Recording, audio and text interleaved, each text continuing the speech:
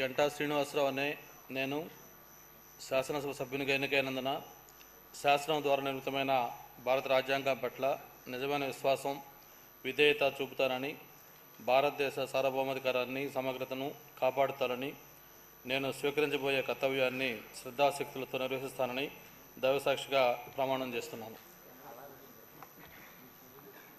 ఆంధ్రప్రదేశ్ శాసనసభ సభ్యుడినైన గంటా శ్రీనివాసరావు అనే నేను సభ నియమాలకు కట్టుబడి ఉంటానని, వాటిని అనుసరిస్తానని, సభ మర్యాదలను పాటిస్తానని, సంప్రదాయాలను గౌరవిస్తానని దైవసాక్షిగా ప్రమాణం చేస్తున్నాను. శ్రీ శ్రీనివాసరావు పల్లా.